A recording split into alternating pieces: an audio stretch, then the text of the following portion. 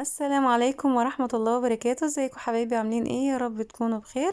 كل سنة وانتم طيبين، ويا رب يتقبل منا ومنكم صالح الأعمال ان شاء الله.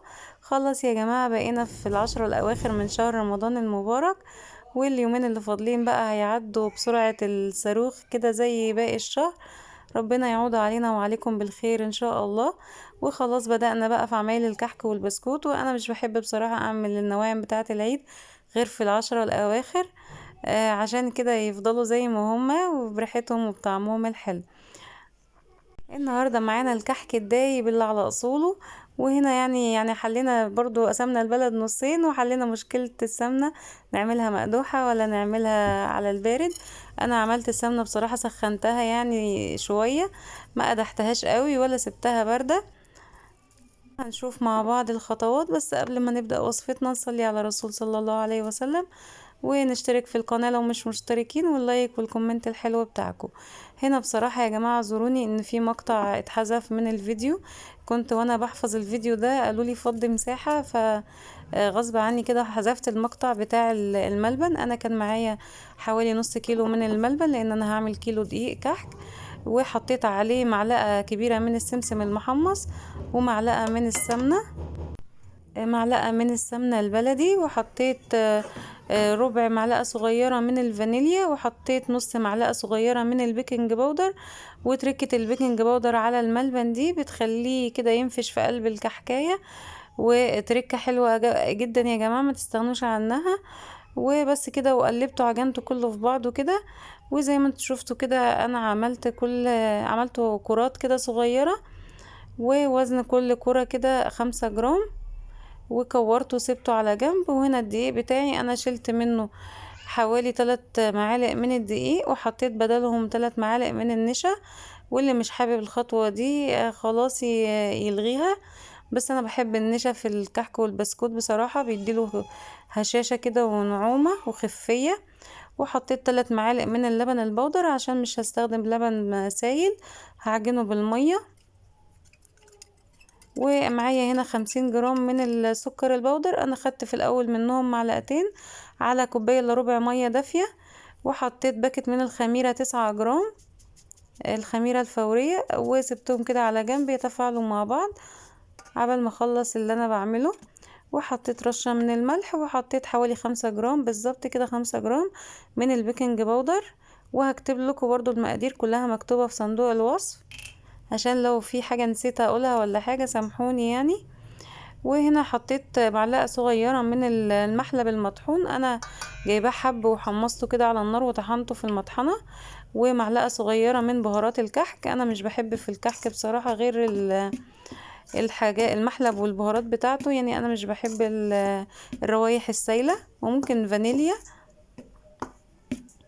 بس انا البهارات بتاعت الكحك بتغني عن الحاجات دي، بيبقى عليها كل حاجة، وبتدي ريحة حلوة قوي للكحك بتاعنا. وبقلب كده كل المكونات كده الجافة مع بعضها. والسمنة بتاعتي كانت يعني كانت داخلة على القدحان، يعني ما قدحتش قوي. فكده ايه، حطيتها على الدقيق. السمنة اللي بتكون مقدوحة يا جماعة، اول ما بتحطيها على الدقيق بتعمل فوران كبير جدا، انما دي مش مقدوحة زيادة. فانا سبت معلقتين كده في الاخر عشان احمص فيهم السمسم بتاعي. معايا معلقتين من السمسم الابيض، وبديهم كده تحميصة في معلقتين السمنة. وده التركة دي بيكون حلوة برضو، احسن ما تجيب السمسم متحمص، بيدي ريحة كده وطعم حلو للكحك بتاعنا. اهو زي ما انتم شايفين، اللهم صل وسلم وبارك عليك يا حبيبي يا رسول الله.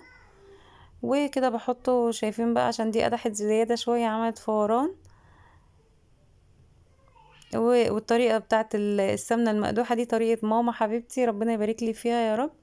دايما ما بتحبش تعمل ابدا الكحك على البارد، دايما لازم تعمل السمنة مقدوحة يعني زيادة عن اللازم. واول ما بتحطيها كده على الدقيق بتطشطش كده وبتعمل فوران جامد. وكانت تبس العجين وهو لسه سخن، كانت تخليني كمان اعمل معاها لحد ما ايديا تبقى حمرة كده من كتر السخونية. بس انا هسيبه يبرد كده شوية، وبعدين ابسسه، وكمان مش سخن قوي يعني. وبقلبه كده مع بعضه. وبعدين خطوة التبسيس دي، البس بتاع عجينة الكحك مهمة جدا يا جماعة. بتخلي كده يعني الكحك بتاعك مظبوط. اهو ببسس بقى العجين بتاع الكحك كده معايا دي بالسمنة وباقي المكونات، ببسسه كويس جدا لحد ما الاقيها نعمت معايا كده العجينة، وامسكها كده الاقيها تعمل كتل كده مع بعضها. انا كتمت الصوت دلوقتي عشان انا بسجل الفيديو ده وقت السحور يا جماعة، والمسحراتي طبعا كان معدي في الشارع وعامل فرح، فكان الصوت هيبقى رهيب بصراحة. يا ريت قولولي بتتابعوني منين، وفي عندكم في بيعدي عندكم مسحراتي ولا لا. بصراحة يعني جو المسحراتي ده حلو قوي، بتلاقي الاطفال كلها طلعت من البلكونات تتفرج عليه وبيقول اساميهم. نرجع بقى للوصفة بتاعتنا. انا خلصت بس كده في الكحك، وبعدين ضفت بقى معايا الخميرة بالمية الدافية بتاعتي بالسكر، كنت حاطة معلقتين سكر. كل كمية السكر معايا 50 جرام. هكتب لكم كل المقادير في صندوق الوصف ان شاء الله.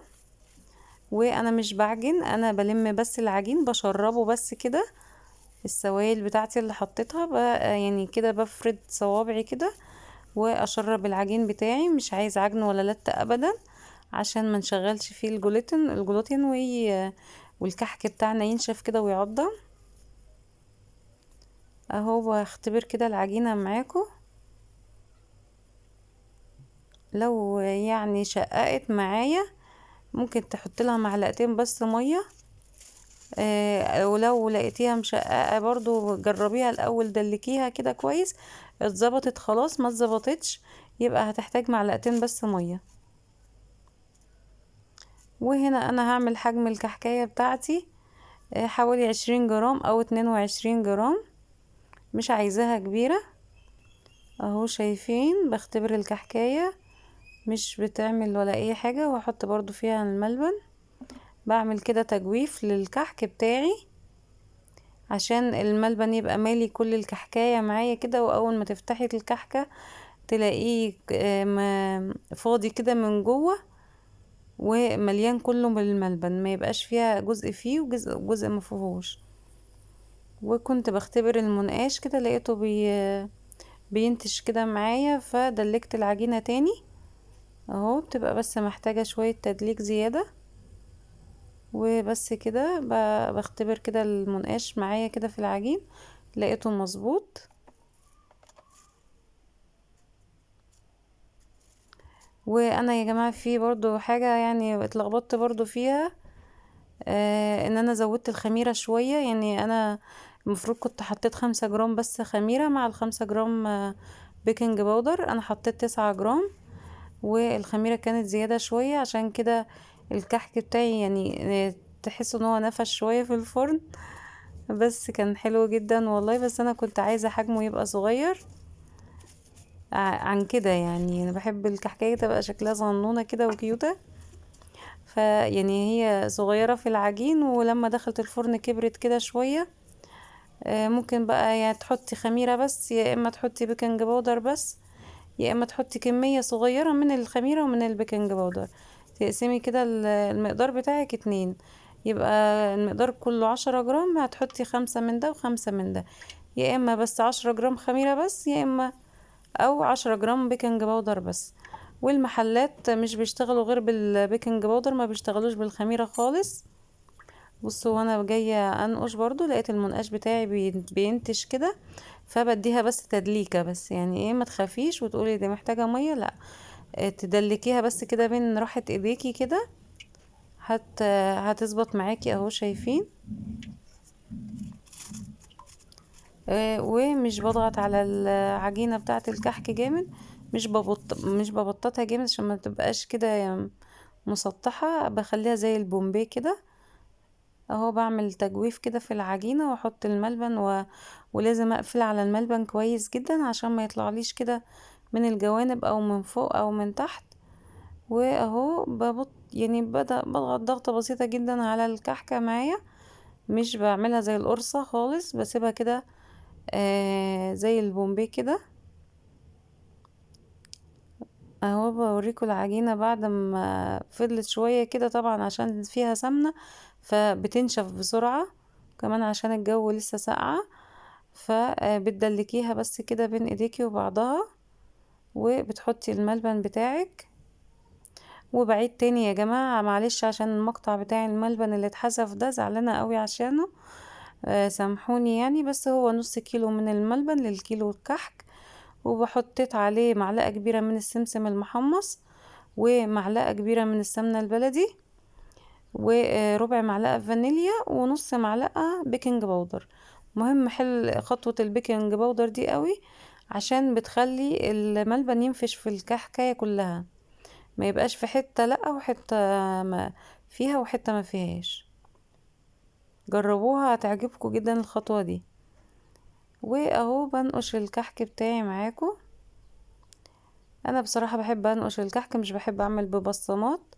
ولو للناس المبتدئة او في حد مش بيعرف ينقش مثلا، او النقشة بتاعته بتطلع ممسوحة او مش مظبوطة، ممكن تستخدمي البصامة عادي. وانا النقشة بتاعتي بعمل كده، بعمل نقشة مايلة كده، والنقشة التانية عكسها، يعني زي كأن تمانيات وسبعات كده. بتدي النقشة دي بتدي منظر حلو قوي اهو. سهلة وبسيطة جدا يعني، بس لو عودتي ايدك عليها كذا مرة هتظبط معاكي بإذن الله. اهو شايفين لازم اعمل التجويف اللي انتوا شايفينه ده، ولازم اقفل على الملبن حلو قوي، وبضغط ضغطة خفيفة جدا. انما بصراحة انا لو عملت بالبصامة بحس ان البصامة بتفردها اكتر، بتفرد الكحك معايا اكتر، فممكن يبقى مكتوم من جوه.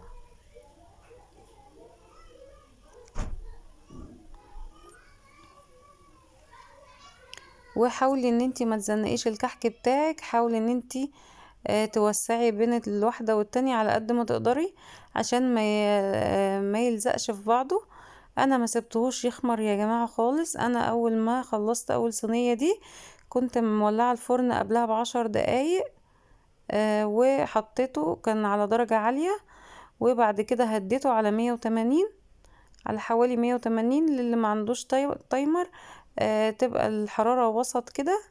انا اصلا ما عنديش تايمر في الفرن بتاعي، فخليت الحرارة وسط كده، ونزلت الشبكة على اول رف من تحت خالص، وحطيت الصينية بتاعتي، وما بكونش مولعة الشواية. خلي بالكم من الخطوات دي، عشان الخبيز بتاع الكحك بتاعكم يطلع مظبوط معاكم. مش بولع الشواية غير لما الاقي الكحك بتاعي خد لون من تحت كده ذهبي شوية. بعدين بروح مولعه له بقى الشواية من فوق، وطبعا ايدي في الصينية كل شوية اجيبها شمال واجيبها يمين، واحركها كده عشان كل الكحك بتاعي ياخد لون واحد. وطبعا الكحك ده حرارته درجة حرارة الفرن تبقى متوسطة، لان الكحك المحشي غير الكحك اللي هو من غير حشو بياخد سوا اكتر، وبتكون لازم درجة حرارة الفرن تكون هادية خالص، على الهادي خالص، عشان ما يبقاش قلبه يستوي كده من فوق، يحمر من فوق ومن تحت، ويبقى قلبه لسه عجين. انما الكحك لما يبقى محشي كده عجوة او ملبن بيبقى اسهل في السوا، بتعليله النار شوية كده، بتخليها متوسطة. لكن الكحك اللي مش محشي حاجة خالص بتكون النار هادية خالص، يعني على حوالي 160 كده. وطبعا ايدك فيه برضو شمال ويمين كده كل شوية، عشان ما ياخدش لون من حتة وحتة لا. اهو شايفين بوريكم برضو كده النقشة بتاعتي. معلش انا رغيت معاكم كتير، بس الحاجات اللي بقولها دي مهمة جدا، وسامحوني على طول الفيديو يعني، بس طبعا ما كانش ينفع ان انا استثني حاجة من الحاجات دي. والنقشة اهو بوريكم للي برضو مش عارف كده، يعني تجيبي واحدة كده آه زي 7 كده، وتجيبيها زي 8 كده، عكس عكاس كده. واول صينية طلعت من الفرن اهو برضو نفش زي ما قلتلكوا. فانتوا بقى يعني قللوا كمية الخميرة او البيكنج باودر زي ما قلتلكوا بالظبط. بس والله كان حلو جدا. ويعني حتى حماتي قالت لي ده المقاس بتاعه ده حلو قوي، يعني مش كبير ولا حاجة. اخر صينية دي خدت وش مني زيادة، كنت ساعتها بحضر في الفطار وسهيت في الاكل، ويعني سهيت عليها سيكة كده. بس انا ولادي اصلا بيحبوا الكحك يبقى متحمر زيادة بصراحة، بيفضلوا ينقوا اللي هو متحمر اكتر من اللي هو لونه فاتح. فما فيش حاجة هتقعد يعني بصراحة يعني. والكيلو عمل معايا كمية حلوة قوي يا جماعة اهو. شوفي بقى لو هتشتريه جاهز هتشتريه بكام، وبيكون الكيلو حبة قد ايه، ما بيكفيش اي حاجة اصلا يعني. والسمنة نسيت برضو اقول لكم، السمنة بتاعتي دي مخلوطة بلدي على عادية.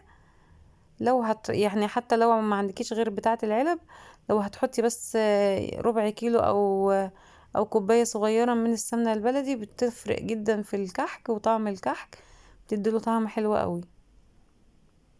وشايفين بقى بوريكم الكحك من جوه عامل ازاي، فاضي قلبه فاضي كده من جوه، وتحفة تحفة يعني، مفيش بعد كده.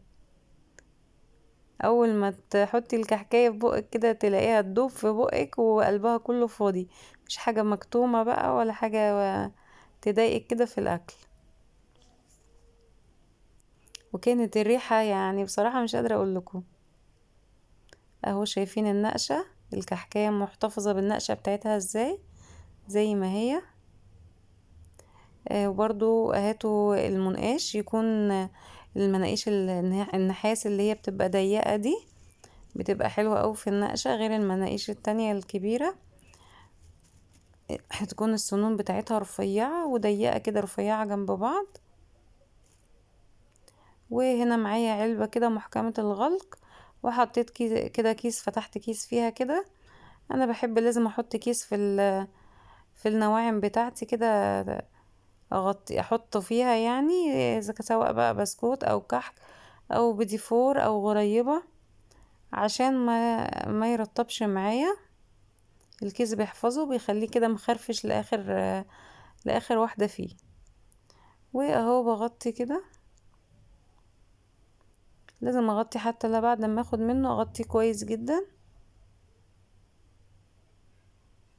وهوزن معاكم الكحك بتاعنا. يا ريت يا جماعه اللي وصل معايا لحد هنا ما ينسانيش في اللايك والاشتراك في القناه والشير، عشان الفايده تعم مع الجميع. ولما وزنت اهو طلع 2 كيلو 150، وال150 دول كان حجم العلبه. وكده خلاص كان الفيديو بتاعنا خلص، استنوني في فيديو جديد ان شاء الله من نواعم العيد. اشوفكم في فيديو جديد باذن الله. مع السلامه.